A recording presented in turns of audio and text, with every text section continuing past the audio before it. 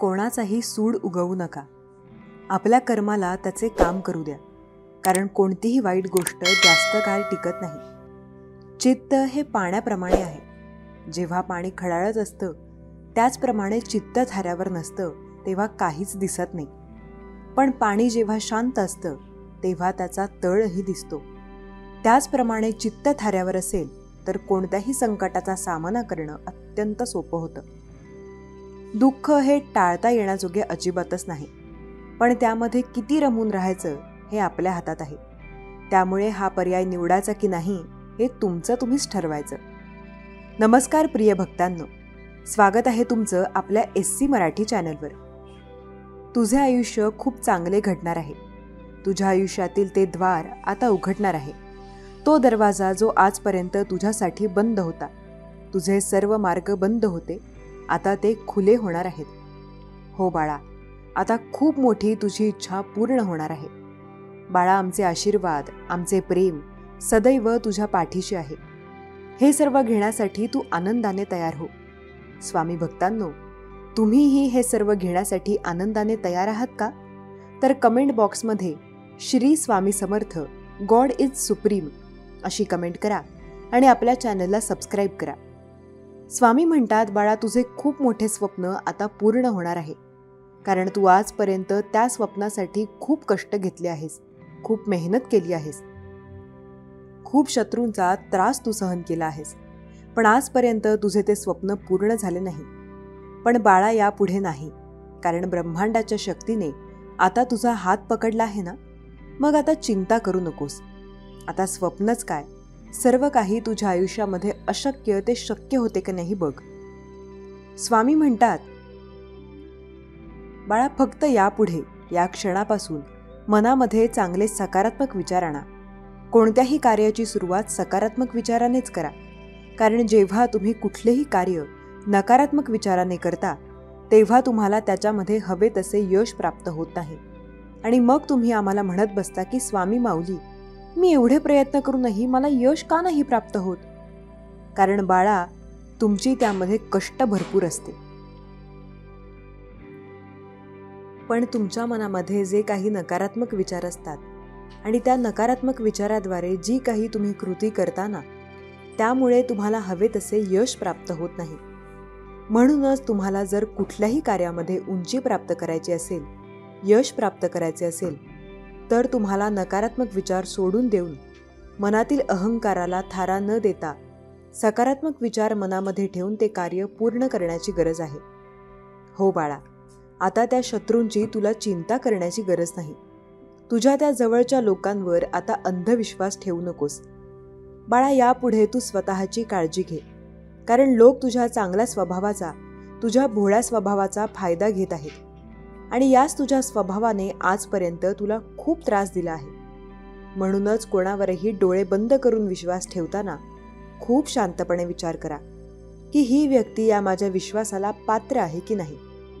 एकदा आपल्या अंतर्मनामध्ये डोकावून पहा आणि मगच त्या व्यक्तीवर विश्वास ठेवा. तेव्हा जाऊन बाळा, तुम्हाला कुठल्याही गोष्टीचा त्रास होणार नाही. श्री स्वामी समर्थ. देव म्हणतो, माझ्या लाडक्या मुला, तुझ्या संपूर्ण प्रवासात आयुष्यातील आव्हानांना तोंड देताना मी तुझ्या धैर्याचा आणि दृढ निश्चयाचा साक्षीदार आहे. परिस्थिती तुमच्या विरुद्ध कट करत असतानाही तुम्ही कसे पुढे जात आहात हे पाहणे प्रेरणादायी आहे.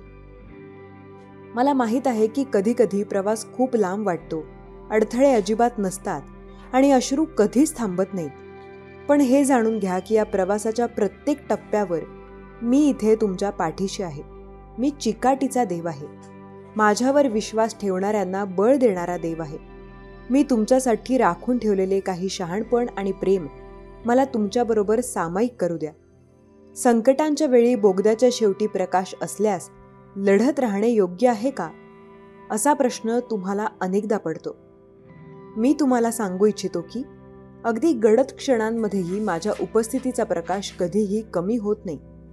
देव हा आपला आश्रय आणि सामर्थ्य आहे. संकटात तो नेहमीच मदत करतो. मी तुझा आश्रय आहे, तुझे सुरक्षित आश्रयस्थान आहे आणि वादळाच्या मध्यभागी आहे. चिकाटीचा अर्थ केवळ शौर्याने अडचणींना तोंड देणे असा नाही, तर आपल्या हृदयात आशा जिवंत ठेवणे हे देखील आहे. बोगद्याच्या शेवटी प्रकाश आहे यावर भरोसा ठेवून सर्व हरवलेले दिसत असताना नाही लढत राहणे हे आहे. तुम्ही दररोज दाखवत असलेले सामर्थ्य मला दिसत आहे आणि मला तुम्हाला हे जाणून द्यायचं आहे की मी तुमच्या पाठीशी आहे. मार्गाच्या प्रत्येक टप्प्यावर तुम्हाला साथ देत आहे. मला माहीत आहे की असे काही क्षण असतात जेव्हा तुम्ही थकल्यासारखे आणि निराश होता, जेव्हा तुमच्या जबाबदाऱ्यांचे वजन जास्त असते. पण निराशेला तुमच्या हृदयाचा ताबा घेऊ देऊ नका. लक्षात ठेवा की तुम्ही तुमच्या कल्पनेपेक्षा अधिक सामर्थ्यवान आहात. तुमच्यासमोर येणारा प्रत्येक अडथळा ही स्वतःला वाढण्याची आणि मजबूत करण्याची संधी आहे. मला माहीत आहे की जीवनाचा प्रवास कठीण असू शकतो आणि बऱ्याचदा तुमच्यासमोर येणाऱ्या आव्हानांमुळे तुम्ही भारावून जाता. परंतु मला तुम्हाला हे जाणून द्यायचं आहे की मी येथे आहे, तुमच्या पाठीशी आहे. प्रत्येक क्षणी तुम्हाला मार्गदर्शन करतो आणि टिकवून ठेवतो. कधी कधी आयुष्य एखाद्या डोंगरासारखे वाटू शकते, जे चढण्यासाठी खूप उंच आहे. परंतु हे जाणून घ्या की तुम्ही शिखराकडे टाकलेले प्रत्येक पाऊल तुमच्या विश्वासाची आणि धैर्याची साक्ष आहे. तुम्हाला हे सांत्वन देणारे शब्द सापडतात आणि इतकेच नाही तर आम्ही संकटातही गौरव करतो, हे जाणून की संकटामुळे चिकाटी आणि चारित्र्य आशा निर्माण होते. चिकाटी हा एक मूल्यवान गुण आहे, एक आंतरिक शक्ती आहे जी तुम्हाला पुढे जाण्यास प्रवृत्त करते.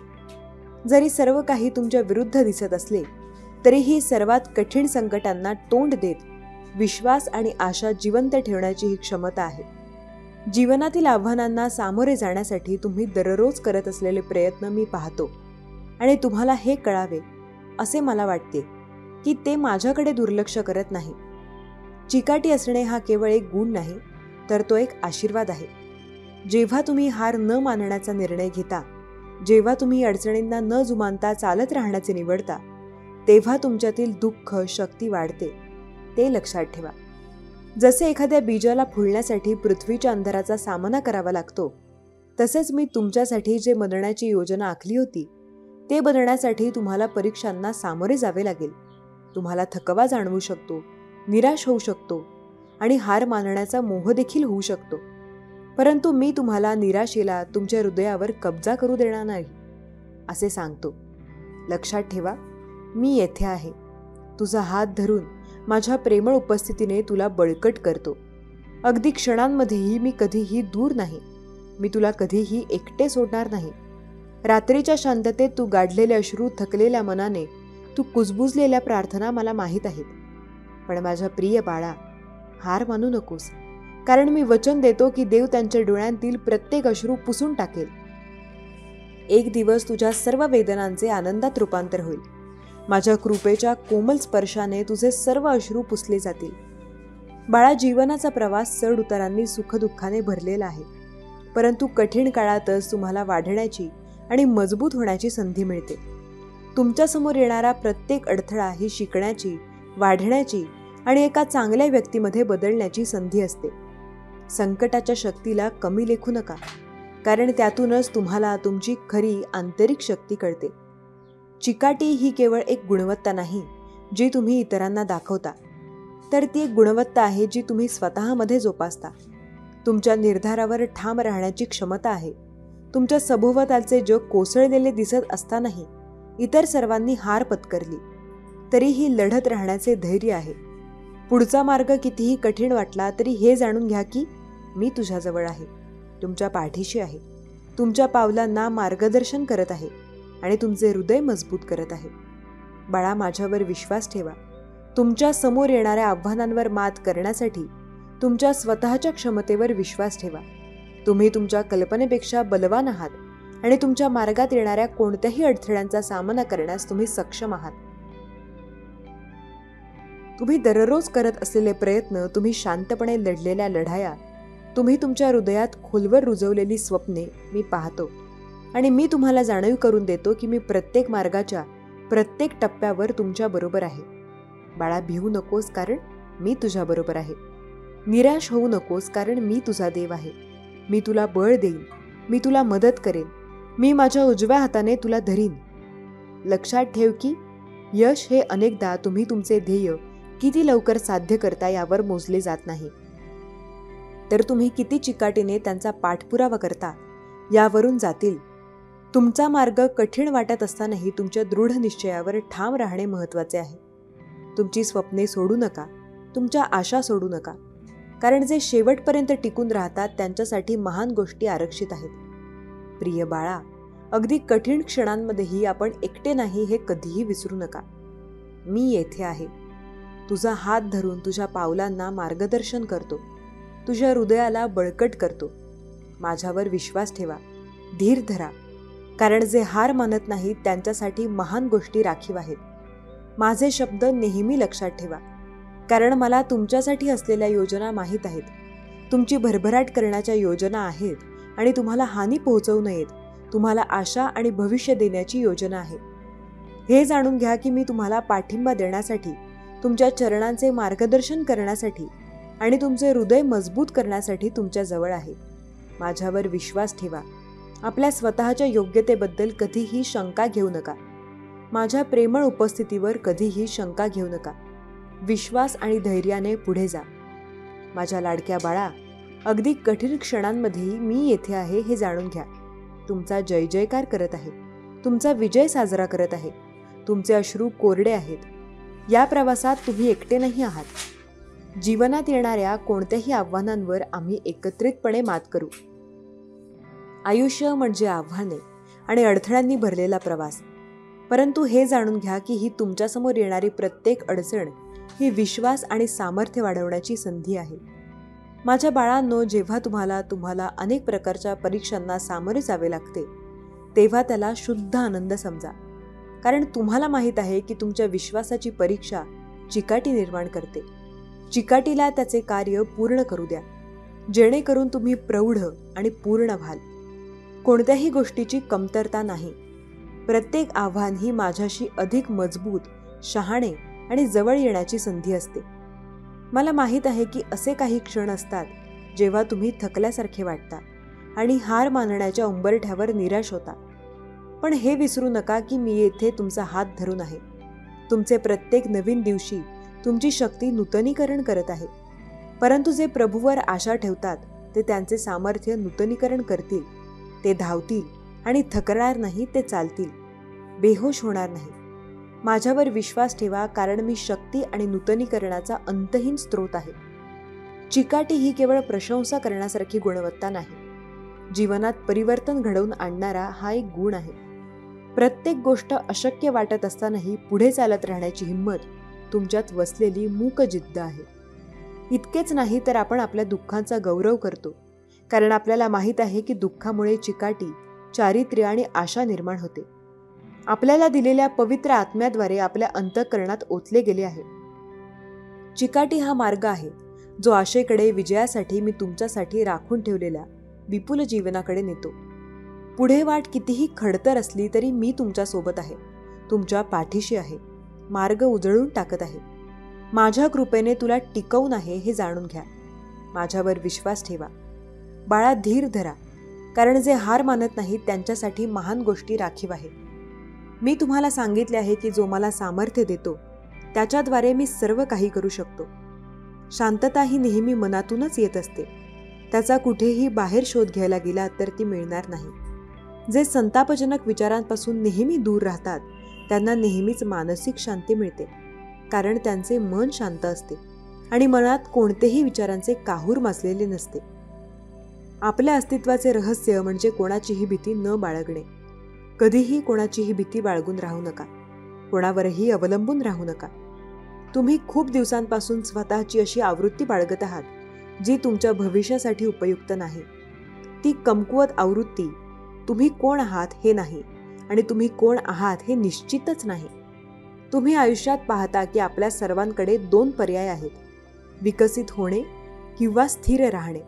आणि मी तुम्हाला सांगतो की स्थिरता ही पश्चात्तापाची पैदास करणारी जागा आहे. तुम्ही स्वतःच्या त्या भित्र्या, अनिश्चित, संकोची आवृत्तीला 2025 मध्ये ओढू शकत नाही. आणि म्हणून आज मी तुम्हाला या शेवटच्या आव्हानासह आव्हान देऊ इच्छितो की तुम्ही स्वतःशी खरे राहा आणि त्या भित्र्या आणि निश्चित संकोची आवृत्तीला 2025 मध्ये ओढू देऊ नका. त्या प्रक्रियेला महत्त्व द्या.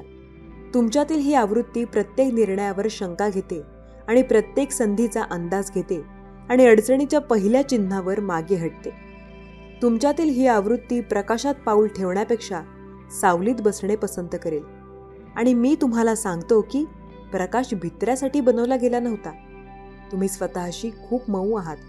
तुम्ही तुमच्या उणीवांसाठी सबबी बनवल्या नाहीत आणि तुमच्या अपयशांचे समर्थन केले आहे. परंतु येथे तुम्हाला ऐकण्याची आवश्यकता असलेले सत्य आहे की तुम्ही स्वतःच्या त्या कमकुवत आवृत्तीला चिकटवत आहात, ज्याला तुम्ही आराम देत आहात. अस्वस्थतेपासून त्याला आश्रय देणे आणि कमीत कमी पैसे देऊन त्याला शांत होण्याची परवानगी देणे. त्या कमकुवतपणाला उपाशी ठेवण्याची वेळ आली आहे. तुम्ही तिला आता वाढवायला नकार देऊन मारता. तुम्ही अशा परिस्थितीत पाऊल ठेवून मारता ज्या तुम्हाला अस्वस्थ करतात. वाढ सोयीपासून येत नाही, ती दुःखातून येते, प्रतिकूलतेपासून, संघर्षातून येते. तुम्हाला काय माहिती आहे? समस्या अशी आहे की तुमच्यातील कमकुवत आवृत्ती सामान्यपणाला आवडते. ती फक्त टिकून राहण्यात समाधानी असते. परंतु मी तुम्हाला सांगतो की फक्त टिकून राहिल्याने तुम्हाला आयुष्यात पात्र असलेल्या सर्व गोष्टी हिरावून घेतल्या जातील. तुम्हाला येथे सरासरी राहण्यासाठी ठेवण्यात आले नव्हते. तुम्हाला गर्दीत मिसळण्यासाठी तयार केले गेले नव्हते. परंतु तुमची ती कमकुवत आवृत्ती तुमच्या कानात कुजबुजते. सेटल होणे ठीक आहे, ठीक नाही, 2025 मध्ये कधीही नाही. तुम्हाला तो आवाज बंद करण्याची गरज नाही आणि ते करण्याचा एकमेव मार्ग म्हणजे आता आत कुठेतरी खोलवर कृती करणे. तुमच्याकडे एक योद्धा आहे. तुमच्याकडे स्वतःची एक आवृत्ती आहे जी धाडसी आहे, अढळ आहे. पण तुमची ती आवृत्ती जोपर्यंत तुम्ही कमकुवत बाजूला अन्न देत राहता तोपर्यंत संधी मिळत नाही. योद्धा आरामात वाढत नाही, योद्धा युद्धात वाढतो. म्हणून मी तुम्हाला विचारतो की लढाया काय आहेत? तुम्ही कोणत्या आव्हानांना तोंड देण्यास खूप घाबरला आहात? कारण प्रत्येक वेळी तुम्ही धावता तेव्हा तुम्ही तुमच्या कमकुवत आवृत्तीला जिंकू देत आहात. प्रत्येक वेळी तुम्ही त्याला जिंकू देत आहात. तुम्ही तुमच्या पात्रतेच्या जीवनापासून दूर जात आहात. आणि चला भीतीबद्दल बोलूयात, कारण तीच साखळी तुम्हाला दाबून ठेवते की तुमची कमकुवत आवृत्ती भीतीवर भरभराट होते. अपयशाचे भय, नाकारण्याचे भय, अज्ञाताचे भय. पण मी तुम्हाला भीतीबद्दल काहीतरी सांगतो. ती एक भ्रम आहे. भीती ही एक कहाणी आहे. तुम्ही स्वतःला सांगता एक अडथळा जो तुम्ही अस्वस्थता टाळण्यासाठी उभा करता. तुमच्यातील मजबूत आवृत्ती ती भीती पाहते आणि त्यातून सरळ चालते. भीतीचा अर्थ थांबत नाही. भीती म्हणजे जा. याचा अर्थ असा आहे की दुसऱ्या बाजूला काहीतरी आहे ज्याचा पाठलाग करण्यासारखा आहे.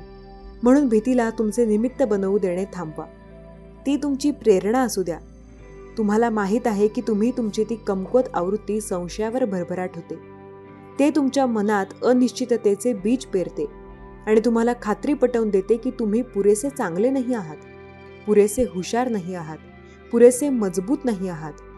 परंतु मी तुम्हाला सांगतो की ही शंका खोटी आहे. प्रत्येक वेळी जेव्हा तुम्ही स्वतःवर शंका घेता तेव्हा तुम्ही तुमच्या त्या कमकुवत आवृत्तीला शक्ती देत आहात. तुम्ही त्याला तुमच्या निवडी, तुमच्या कृती, तुमचे भविष्य ठरवू देत आहात. पण हे सत्य आहे. यशस्वी होण्यासाठी तुमच्यात जे काही आहे ते तुमच्यात आहे. तुमच्याकडे प्रतिभा आहे, धैर्य आहे, दृढ निश्चय. तुमच्यात ज्याची कमतरता आहे तो म्हणजे विश्वास, आणि विश्वास हा एक पर्याय आहे. तुमच्या कमकुवत आवृत्तीशी दयाळूपणे वागणे थांबवा. ते तुमच्या करुणेला पात्र नाही. प्रत्येक गोष्टीचा जसा आरंभ असतो त्याचप्रमाणे त्याचा शेवटही असतो. ही गोष्ट तुम्ही नेहमी मनात ठेवली की तुमच्या मनाला नक्कीच शांतता मिळेल. दुःखाचे मूळ कारण हे आसक्ती आहे. तुम्ही कोणाशी तरी खूपच जोडले गेलेले असता, त्यामुळे तुम्हाला अधिक दुःख होते. संत तुकाराम महाराज म्हणतात, तीळ जाळिले तांदूळ, काम क्रोध तैसे चिखळ. तुम्ही तुमच्या स्वतःच्या हव्यासापोटी होम हवन करत असता. त्यामध्ये तुम्ही तीळ तांदूळ टाकत असता. होमाला आहुती देऊन तुम्ही अग्नीमध्ये तीळ तांदूळ टाकता. तर मग तुम्ही तुमच्याकडील राग का बरं तसा तुमच्याकडेच ठेवू देता? तुम्ही तुमचा राग सुद्धा आहुती देऊन टाका. तुम्ही तुमचा राग ठेवून काय फायदा? होमाला तीळ तांदूळ आहुती देऊन रागही देऊन टाका. होमाला आहुती देऊन राग कधीही आपल्याकडे नसावा. राजा निराश झाला. खूप प्रयत्नानंतर पाणी मिळाले होते. आणि तेही पक्षाने पाडले. परंतु आता काय होऊ शकते असा विचार करून परत त्या रिकाम्या द्रोणाला भरू लागतो. खूप मेहनतीनंतर पुन्हा ते द्रोण परत भरते आणि राजा परत आनंदी होऊन जातो. त्या पाण्याला प्यायला द्रोण तोंडाजवळ घेतो तर तो बसलेला पोपट आवाज करत येतो आणि द्रोणाला झडप मारून पाणी पाडून परत समोर बसतो. असे 2-3 वेळा होते. आता राजा हताश होऊन क्रोधित होतो. इतक्या परिश्रमाने पाणी एकत्र केल्यावरही हा दुष्ट पक्षी असा वागतोय. आता मी याला सोडणार नाही. आता हा जेव्हा परत येईल तेव्हा याला संपवून टाकेल असं तो मनातल्या मनात ठरवतो. राजा आपल्या हातात चाबूक घेऊन परत त्या द्रोणाला भरू लागतो. खूप वेळेनंतर त्या द्रोणात पाणी भरते. राजा पिण्यासाठी त्या द्रोणाला उंच करतो आणि तो पोपट परत आवाज करत जसा त्या द्रोणाला झडप मारण्यासाठी जवळ येतो तसेच राजा चाबूक पोपटावर मारतो आणि त्या पोपटाचे प्राण घेतो. आता राजा विचार करतो की या पोपटापासून तर पिच्छा सुटला, परंतु असे थेंब थेंब करून कधीपर्यंत द्रोण भरू आणि कधी माझी तहान विझवेल. म्हणून जिथून हे पाणी पडत आहे तिथे जाऊन पटकन पाणी भरतो असा विचार करून तो राजा त्या फांदीजवळ जातो जिथून पाणी पडत होते. तिथे जाऊन राजा बघतो तेव्हा त्याच्या पायाखाली जमीन सरकते, कारण त्या फांदीवर एक भला मोठा अजगर झोपलेला होता आणि त्या अजगराच्या तोंडातून लाळ पडत होती. राजा ज्याला पाणी समजत होता ती अजगराची विषारी लाळ होती. राजाला पश्चाताप होऊ लागतो. हे देवा, मी हे काय केलं? जो पक्षी सतत मला विष पिण्यापासून वाचवत होता, क्रोधामुळे मी त्यालाच मारून टाकलं. मी संतांच्या सांगितलेल्या उत्तम क्षमा मार्गाचा स्वीकार केला असता, आपल्या रागावर नियंत्रण ठेवलं असतं, तर हे माझ्या हितकारक निर्दोष पक्षाचा जीव गेला नसता. हे देवा, मी किती नकळत मोठं पाप केलं आहे. राजा दुःखी होतो. म्हणून म्हणतात की क्षमा आणि दया हे असणारा खरा वीर असतो. रागात व्यक्ती दुसऱ्यासोबत आपल्या स्वतःचे खूप नुकसान करून घेतो. राग ते विष आहे ज्याची निर्मिती अज्ञानतेमुळे होते आणि अंत पश्चातापाने होतो. म्हणून नेहमी रागावर नियंत्रण ठेवले पाहिजे. अतिराग आणि भीक माग ही मराठीतील म्हणच बरेचसे काही बोलून जाते. रागावर नियंत्रण ठेवले चांगले. स्वामी भक्त हो, स्वामी भक्तांचं कधीच अडत नाही. कुठलंही काम स्वामी भक्तांचं अडत नाही, कधीच कुठलंही काम. कारण भक्तांच्या मुखावर सदैव असते श्री स्वामी समर्थ नाम. भक्तांच्या मुखावर सदैव असते श्री स्वामी समर्थ नाम. घरात जर स्वामी महाराजांचा म्हणजेच या ब्रह्मांड नायकाचं नाम घेणारी एखादी जरी व्यक्ती असेल, स्वामींच्या नामाची ज्योत जर आपल्या घरात असेल ना, तर आपल्या घरात उजेड देखील श्री स्वामी समर्थ नामाचाच पडत असतो. आणि आपल्याही घरामध्ये स्वामींच्या नामाचा उजेड करावा असं वाटत असेल तर कमेंटमध्ये गॉड इज सुप्रीम असं टाईप करा. अरे रंगोनी रंगात साऱ्या रंग वेगळा भक्तीचा, रंगोनी रंगात साऱ्या रंग वेगळा भक्तीचा, सप्तरंगी होते जीवन, लाभता आशीर्वाद स्वामींचा, लाभता आशीर्वाद स्वामींचा. अरे म्हणूनच तुला सांगतोय, आमच्या भक्तीमध्ये तल्लीन व्हायला तुझ्या संसाराचा रहाटगाडा हा चालूच राहणार आहे. सकाळपासून रात्री झोपेपर्यंत तुझ्या डोक्यात फक्त आणि फक्त तुझ्या संसाराचे विचार असतात. आणि ते करणं चुकीचं नाही, कारण तू संसारात आहेस तर तुझ्या संसाराची जबाबदारी देखील तुझ्यावर आहे आणि ती जबाबदारी तुला योग्य पद्धतीने पार पाडायचीच आहे. पण त्यासोबतच जर तू अध्यात्माची निवड केलीस, अध्यात्माशी तू एकरूप झालास, तर निश्चितपणे तुझ्या संसारातील अडचणी कमी करण्यासाठी तुझी ही स्वामी माऊली तुला सहाय्य करणार आहे. म्हणून संसार करता करता परमार्थ साधण्याचा देखील तू पुरेपूर प्रयत्न कर.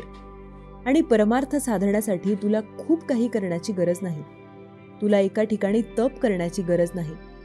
तुला फक्त गरज आहे ती 2 शब्दांची, नामाची. तू फक्त श्री स्वामी समर्थ असं नाम जरी जपलं किंवा स्वामी म्हणून मला हाक जरी मारली, तरीही तुझी ही स्वामी माऊली तुझ्यासाठी धावत येणार आहे. अरे आम्हाला आमच्या भक्ताकडून कधीच कसलीही अपेक्षा नसते. आमच्या भक्ताने कुठलंही काम करत असताना फक्त आमचं नाम घ्यावं आणि आमच्यावर अतूट विश्वास ठेवावा, एवढीच काय ती आमची अपेक्षा. आणि जेव्हा तू अशाच प्रकारची अपेक्षा आमची पूर्ण करतो ना, तेव्हा तुझ्या अपेक्षा पूर्ण करण्याची जबाबदारी आम्ही उचलतो. अरे तुला अपेक्षा करायच्या असतील तर या जगाकडून करू नकोस. हे जग तुझ्याशी फक्त तोपर्यंत गोड बोलणार आहे जोपर्यंत तू त्यांच्या कामाचा आहेस. जर त्या लोकांना समजलं की तू त्यांच्या काहीही कामाचा नाहीस, तर बघ, तुझ्याशी कोणीही स्वतःहून बोलण्यासाठी पुढाकारही घेणार नाही. म्हणून अशा स्वार्थी जगामध्ये वावरण्यापेक्षा तू आमच्या नामामध्ये, आमच्या अध्यात्मामध्ये जर एकरूप झालास तर निश्चितपणे तुला कधीच कुणाकडून अपेक्षा करण्याची गरज पडणार नाही. तुझं दुःख, तुझ्या यातना, तुझ्या सुखाचे क्षण, तुझ्या दुःखाचे क्षण देखील तू आमच्यासोबत जर वाटून घेण्याचा प्रयत्न केलास ना, तर तुझ्या प्रत्येक परिस्थितीचा साक्षीदार आम्हीच राहणार आहोत. आणि प्रत्येक परिस्थितीतून बाहेर काढण्यासाठी देखील आम्हीच तुला मदत करणार आहोत. आणि जितकं जास्त तू आमचं नाम जपणार आहेस तितकंच आम्ही तुला जपणार आहोत. हे सदैव लक्षात ठेव. हे सदैव लक्षात ठेव. अरे जो निस्वार्थी भावनेने सातत्याने आमचं नाम जपतो त्याला दुःखाच्या प्रसंगात कधीही आम्हाला बोलवावं लागत नाही. आणि जो भक्त अशाच पद्धतीने आमच्याशी एकरूप होण्याचा प्रयत्न करतो, आमचा बनून राहतो, अशा भक्ताला आम्हाला वेळोवेळी एकच सांगावंसं वाटतं, भिवू नकोस, मी तुझ्या पाठीशी आहे. भिवू नकोस, मी सदैव तुझ्या पाठीशी आहे. स्वामी भक्त हो, आता ज्यांनी पुढचा अंक म्हणजेच 25 हा अंक निवडला त्यांना स्वामी महाराज काय सांगतात ते देखील आपण जाणून घेऊयात. तर बघा, स्वामी महाराज अशा प्रत्येक भक्ताला सांगतात, अरे प्रवाहासोबत वाहणं कधी चुकीचं नसतं, पण प्रवाह कशाचा वाहत आहे हे पाहणं देखील गरजेचं असतं. म्हणून जेव्हा तू ज्या वाटेवर चालत असतो ना, ती वाट योग्यतेची आहे का? तू जे काही करत आहेस ते बरोबर आहे का? त्याने कुणाचं नुकसान तर होत नाही ना? कुणाच्या भावनांचा छळ तर केला जात नाही ना? याचा विचार कर. आणि ज्या क्षणाला तुझं अंतर्मन तुला सांगेल की नाही, हे चुकीचं आहे, तर त्या ठिकाणी तुझा प्रवास थांबव आणि तू वेगळी वाट निवड. अरे जेव्हा एखादा भक्त चुकतो ना, तेव्हा त्याला आम्ही क्षमा नक्कीच करतो. पण चुकत असतानाही आणि माहीत असतानाही जर एखादा भक्त त्याच मार्गावरून चालत आहे, पुन्हा पुन्हा नव्याने त्याच चुका करत असेल तर, आणि क्षमा येऊन आमच्यासमोर हात जोडत असेल, तर अशा भक्ताला कधीही आम्ही क्षमा करू शकत नाही. कारण क्षमा फक्त झालेल्या चुकीची मिळते. जाणून बुजून केलेल्या पापांना शिक्षा, जाणून बुजून केलेल्या गोष्टींना, जाणून बुजून केलेल्या पापांना कधीही क्षमा मिळत नाही. त्या गोष्टींचा हिशोब नेहमी चुकता करावा लागतो, हे सदैव लक्षात ठेव. म्हणून तू जे काही करत आहेस ते तुझ्या भल्यासाठी असावं, पण इतरांचं नुकसान करणारं कधीही नसावं. एवढा जरी तू नियम पाळला तरीही तुझ्या प्रत्येक कामात, प्रत्येक निर्णयात आम्ही साक्षीदार राहू आणि तुझा हात पकडून तुला योग्य त्या दिशेने आम्ही घेऊन जाऊ. अरे आजकालचं हे कलियुग जे आहे ना, ते नेहमी दिसण्यात आणि कपड्यात सुंदरता शोधतात, परंतु खरी सुंदरता ही बोलण्यात, वागण्यात आणि विचारात असते. म्हणून तुझे हे विचार शुद्ध ठेव. तुझ्या बोलण्यात, वागण्यात नम्रपणा ठेव आणि माणुसकीला कधीही तू सोडू नकोस. अरे ज्याच्याकडे माणुसकी असते ना, त्याच्या अंतर्मनामध्ये सदैव आम्ही वास करत असतो आणि ज्याची विचारधारा ही नेहमी शुद्ध असते. जेव्हा हेतू शुद्ध असतो तेव्हा अशा व्यक्तीला कधीच कुणाला गमावण्याची वेळ येत नाही. या कलियुगातील लोक जरी त्याच्यासोबत नसले तरीही हा ब्रह्मांड नायक मात्र सदैव त्याच्यासोबत चालत राहतो, जातो. म्हणून मलाही तुला साथ द्यायची असेल, तुला जर माझी साथ हवी असेल तर तुला नेहमी सत्याच्याच मार्गावर चालायचं आहे. भलेही तुझ्या वाट्यात एखादा दुःखाचा प्रसंग येतो, खूप देवदेव करूनही तुझ्या वाट्याला जर दुःख येत असेल तरीही त्यावेळेस मात्र तुझं मन खचू देऊ नकोस. तुझी पावलं चुकीच्या दिशेने वळू देऊ नकोस. कदाचित तो जो कालावधी आहे तो तुझ्या परीक्षेचा असतो. तुझ्या विश्वासाची परीक्षा त्यावेळेस घेतली जाते आणि तशा काळातही जर तुझा विश्वास ठाम असेल आणि तू कितीही असला तरीही तुझी पावलं मात्र चुकीच्या दिशेने वळत नसतील तर 100% तू या परीक्षेत उत्तीर्ण होणार आहेस आणि तुला उत्तीर्ण करण्यासाठी आम्ही देखील तुला मदत करणार आहोत. अरे वेळ ही कधीच कोणाची सारखी नसते. आज चांगली आहे तर उद्या वाईट आहे आणि उद्या वाईट असेल तर पुन्हा नव्याने ती चांगली देखील होणार आहे. पण तोपर्यंत तुझा धीर सुटू देऊ नकोस. चुकीचे निर्णय तू कधीही घेऊ नकोस. आणि तशा वेळेस जर तुला एकटेपणा जाणवत असेल तर तुझी ही माय माऊली, तुझी ही स्वामी माऊली, हा ब्रह्मांड नायक सदैव तुझ्या सोबत आहे हे विसरू नकोस. जेव्हा तुला एकटेपणा जाणवेल तेव्हा आमचं नामस्मरण कर. एकदा आमचं नामस्मरण करून तर पहा. मनापासून आम्हाला हाक मारून तर पहा. तुझे अश्रू पुसण्यासाठी आणि तुझ्या खांद्यावर आधाराचा हात ठेवण्यासाठी तुझी ही माय माऊली धावत येईल.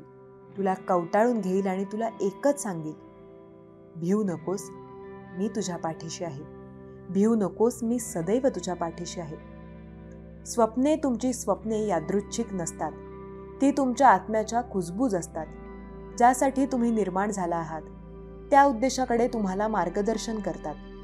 परंतु लक्ष केंद्रित नसलेली स्वप्ने ही फक्त कल्पना आहेत, जी तुम्हाला आत ठेवावी लागतात. तुमचे डोके खाली ठेवा आणि काम करा. कोणतेही शॉर्टकट नाहीत, सबबी नाहीत. जग तुमचे काहीही घेणे देणे नाही, पण तुम्ही स्वतःचे सर्वस्व देणे घेणे आहात. यश ही बाह्य कामगिरी नाही, ही एक अंतर्गत परिवर्तन आहे. बहुतेकदा लोक जगात काय साध्य करू शकतात यावर लक्ष केंद्रित करतात. संपत्तीचे, कौतुकाचे, सर्व यशाचा पाया आज सुरू होतो, हे लक्षात न घेता की तुम्ही आव्हानांवर मात करू शकता. इतरांना नेतृत्व करा किंवा स्वप्न बांधा. तुम्हाला प्रथम स्वतःला समजून घ्या आणि सुधारा. यश फक्त घडत नाही, ते आतून जोपासले जाते.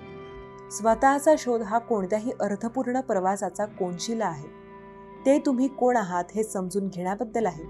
तुम्ही कशासाठी उभे आहात आणि तुम्हाला काय प्रेरित करते.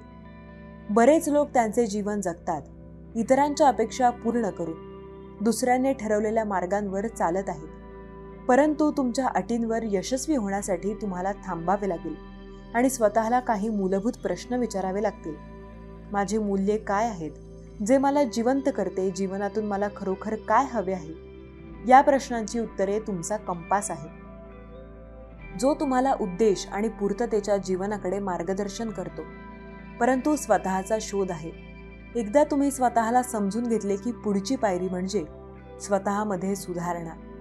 तुमच्या ताकदी आणि कमकुवतपणा जाणून घेणे ही एक देणगी आहे, जी तुम्हाला कशावर काम करायचे आहे याबद्दल स्पष्टता देते. सुधारणा म्हणजे परिपूर्णतेसाठी प्रयत्न करणे नाही, तर दररोज प्रगतीसाठी प्रयत्न करणे. म्हणजे कालपेक्षा थोडे चांगले होण्याचे ध्येय ठेवा. तुमच्या दृष्टिकोनाला आव्हान देणारी पुस्तके वाचा. स्वतःला अशा लोकांशी वेढून घ्या जे वाढीस प्रेरणा देतात. तुम्हाला घाबरवणारी कामे करा. वाढ तुमच्या कम्फर्ट झोनच्या बाहेर होते आणि अस्वस्थता स्वीकारण्याची तयारी ही यशस्वी लोकांना वेगळे करते. स्वतःमध्ये सुधारणा देखील स्वयंशिस्त आवश्यक आहे. तुम्ही काय करावे हे जाणून घेणे पुरेसे नाही, तुम्हाला ते प्रत्यक्षात करावे लागेल. आणि येथेच बहुतेक लोक अडखळतात. त्यांना कामात न घालता निकाल हवे आहेत. पण मी तुम्हाला एक गोष्ट सांगतो, प्रत्येक विजयामागे कोणीही कधीही अपघाताने महान झालेले नाही. अशी व्यक्ती आहे जी त्यांना वाटत नसतानाही सातत्याने दिसण्याचे निवडते. स्वतःवर लक्ष केंद्रित करण्याच्या प्रक्रियेत स्वयंशिस्त ही क्षमता शक्तीमध्ये रूपांतरित करते. लक्षात ठेवा की तुलना ही प्रगतीचा शत्रू आहे. तुमचा प्रवास अद्वितीय आहे. इतरांविरुद्ध तुमचे यश मोजून तुमची ऊर्जा वाया घालवू नका. त्याऐवजी तुम्ही काल कोण होता याच्याशी मोजा. छोटे विजय कितीही क्षुल्लक वाटले तरी ते साजरे करा, कारण प्रत्येक पाऊल पुढे आहे.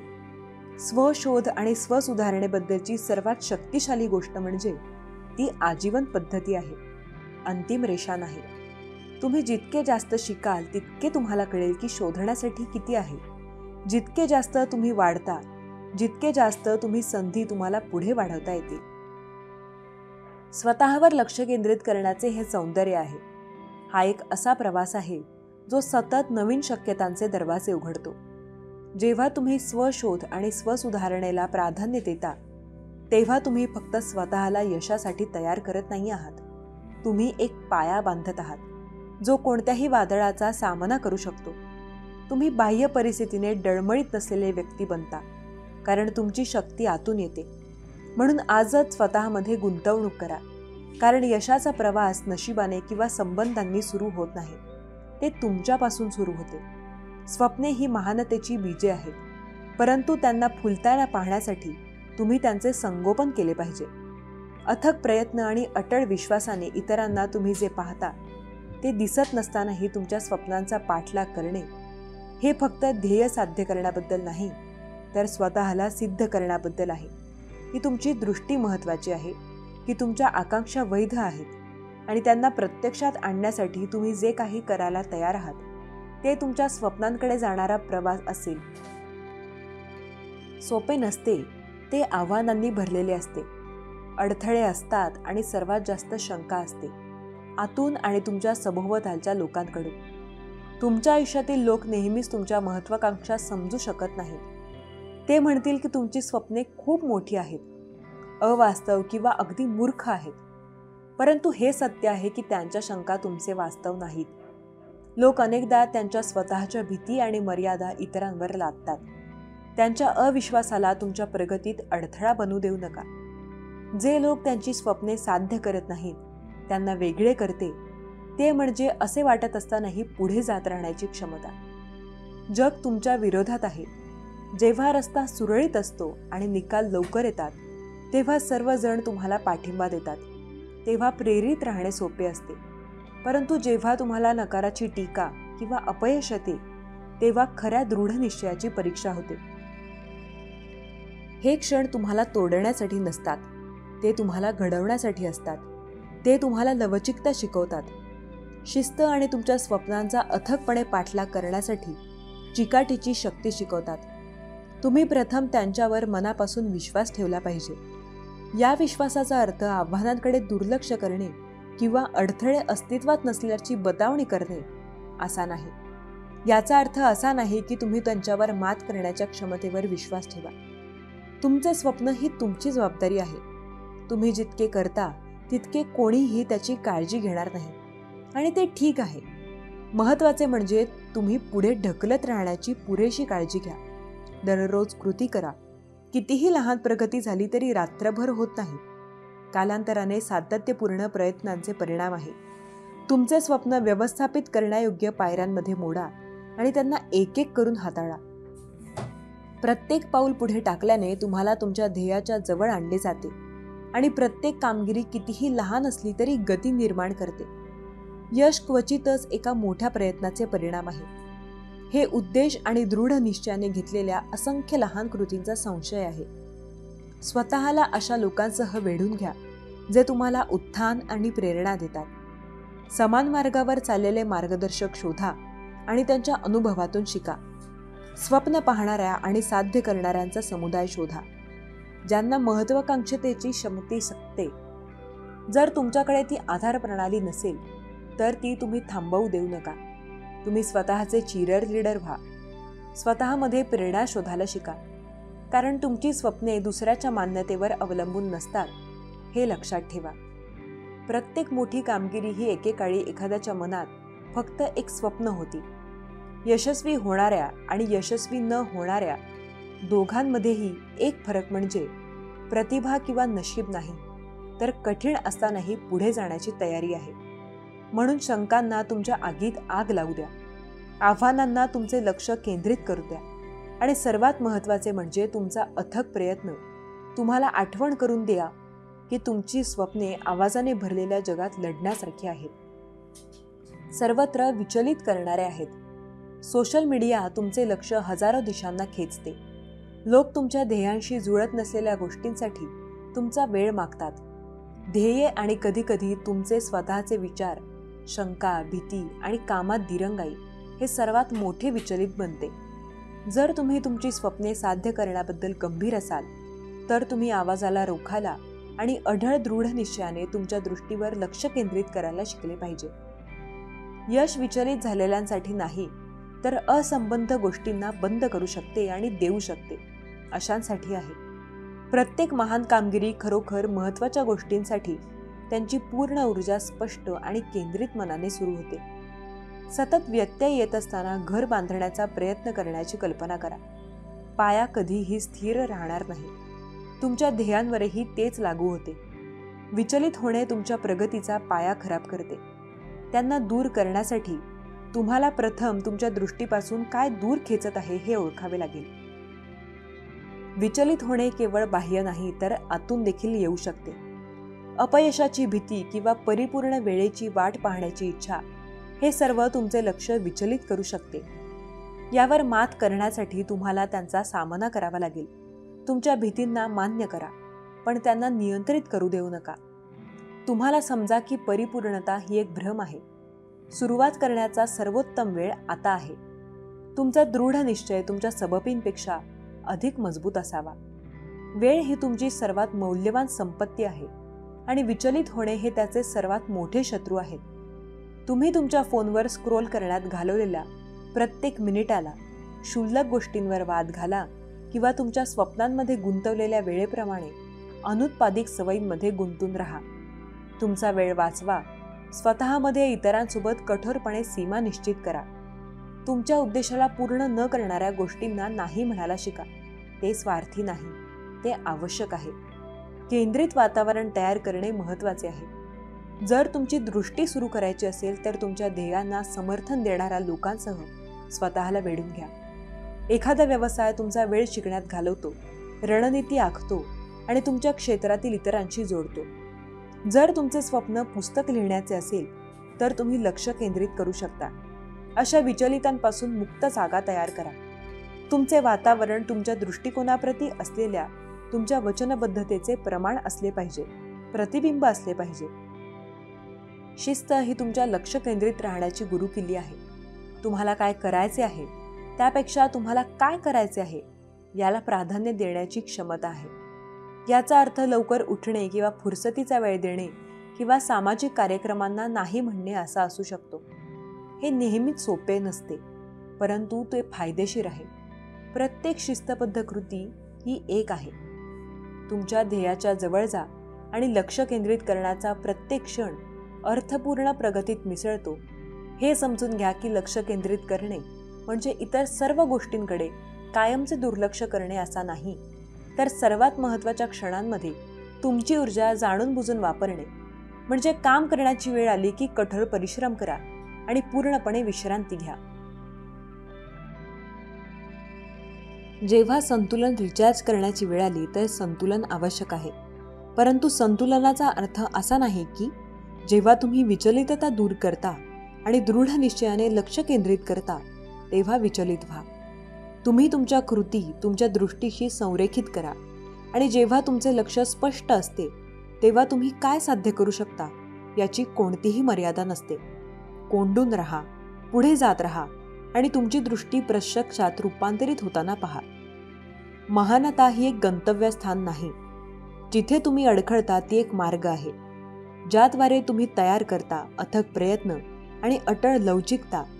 बरेच लोक यशाचे स्वप्न पाहतात, परंतु काही लोकांना हे समजते की प्रवास हा तेजस्वितेच्या एका क्षणाने नव्हे, तर महानता साध्य करण्यासाठी दररोज घेतलेल्या सातत्यपूर्ण, अनेकदा अनग्लामर पावलांनी परिभाषित केला जातो. तुम्ही सुसंगतता आणि लवचिकता दोन्ही स्वीकारले पाहिजेत. सुसंगतता ही प्रगतीचा पाया आहे. ते तुम्ही कधी कधी काय करता याबद्दल नाही, तर तुम्ही दररोज काय करता याबद्दल आहे. त्याबद्दल विचार करा. आठवड्यातून एकदा प्रशिक्षण देऊन खेळाडू चॅम्पियन बनत नाही. लेखक प्रेरणा आल्यावरच लेखणी उचलून उत्कृष्ट नमुना तयार होत नाही. यशाची पुनरावृत्ती आवश्यक असते. शिस्त आणि तुम्हाला वाटत नसतानाही दाखवण्याची तयारी हवी असते. सुसंगतता सवयी निर्माण करते आणि सवयी परिणाम निर्माण करतात. सुसंगततेतील सर्वात मोठा अडथळा म्हणजे अशा जगात अधीरता जी त्वरित समाधानाचे गौरव करते. जेव्हा निकाल लवकर येत नाहीत तेव्हा निराश होणे सोपे असते, परंतु महानता जलद वेळेवर चालत नाही. ती स्प्रिंटपेक्षा हळू बर्न आहे. आज तुम्ही करत असलेले छोटे छोटे प्रयत्न देखील लगेच फळ देऊ शकत नाहीत, परंतु कालांतराने ते असाधारण विश्वासात बदलतात. प्रक्रिया दिसून येत राहते, कारण प्रत्येक पाऊल पुढे प्रगती आहे. ते कितीही लहान वाटली तरी लवचिकता दुसरीकडे तुम्हाला पुढे जाण्यास मदत करते. जेव्हा मार्ग कठीण होतो आणि कठीण आव्हाने येतात तेव्हा अडथळे आणि अपयश अपरिहार्य असतात. महानतेच्या मार्गावर अडथळे आणि अपयश अपरिहार्य असतात, परंतु हे अडथळे तुम्हाला पराभूत करण्यासाठी नाहीत. ते तुम्हाला तुमच्यामध्ये बळकटी आणण्यासाठी आणि पुढे जे आहे त्यासाठी तयार करण्यासाठी आहेत. लवचिकता म्हणजे प्रतिकूल परिस्थितीत उभे राहण्याची क्षमता. तुमच्या चुकांमधून शिकण्यासाठी आणि तुमच्या विरुद्ध अडचणी येत असतानाही पुढे जात राहण्यासाठी. लवचिकतेसाठी अपयशांकडे पाहण्याऐवजी दृष्टिकोनात बदल आवश्यक आहे. शेवटी त्यांना मौल्यवान धडे म्हणून पहा. प्रत्येक अपयश म्हणजे मजबूत होण्याची संधी आहे. तुमचा दृष्टिकोन सुधारण्यासाठी आणि स्वतःला सिद्ध करण्यासाठी की तुम्ही कोणत्याही गोष्टीवर मात करण्यास सक्षम आहात. जेव्हा तुम्ही प्रवासाचा भाग म्हणून आव्हानांना स्वीकारता तेव्हा ते त्यांची शक्ती गमावतात, ज्यामुळे तुम्हाला सातत्य आणि लवचिकता दोन्ही जोपासण्यास निराश करतात. तुम्हाला स्पष्ट उद्देश हवा आहे. तुम्ही या मार्गाचा अवलंब का करत आहात? जेव्हा तुम्ही पुरेसे मजबूत असता तेव्हा ते तुमच्या दृढ निश्चयाला चालना देणारे ऊर्जेचे स्रोत बनते. प्रेरणा कमी होते तेव्हाही ते तुमच्या दृढ निश्चयाला चालना देणारे ऊर्जेचे स्रोत बनते. ध्येय तुम्हाला सातत्यपूर्ण राहण्याची आणि लवचिक राहण्याचे धैर्य देते. तुमच्या ध्येयांच्या आठवणींनी स्वतःला वेढून घ्या. तुमच्या आकांक्षांच्या खाली एक विजन बोर्ड तयार करा आणि वाटेत तुमची प्रगती साजरी करा. तुमचे वारे कितीही लहान असले तरी स्वीकारा, कारण ते महानतेकडे नेणाऱ्या सवयी आणि मानसिकतेला बळकटी देतात. महानता भाग्यवानसाठी राखीव नाही किंवा दिवसेंदिवस काम करण्यास तयार असलेल्यांसाठी राखीव असलेला विशेषाधिकार नाही. आणि प्रत्येक शरद ऋतूनंतर उठून सातत्य राखण्यासाठी वचनबद्ध व्हा. लवचिकता स्वीकारा आणि तुम्ही तयार केलेला मार्ग तुम्हाला असाधारण उंचीवर घेऊन जातो ते पहा. तुमची स्वप्ने पूर्ण करण्याचा आणि तुमची पूर्ण क्षमता अनलॉक करण्याचा प्रवास तुमच्यासोबत सुरू होतो आणि संपतो. ते तुम्ही कोणाला स्वीकारत आहात हे शोधण्याबद्दल आहे. अथक प्रयत्न विचलित करणे, दूर करणे आणि सुसंगतता आणि लवचिकता जोपासणे. मार्ग सोपा नाही. तो प्रत्येक अडथळा, प्रत्येक शंका आणि प्रत्येक अपयश ही मजबूत होण्याची संधी आहे.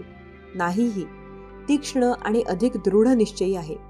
तुमची स्वप्ने सत्य आहेत. तुमचे स्वप्न शक्तिशाली आहे, परंतु त्यांना तुमची वचनबद्धता आवश्यक आहे.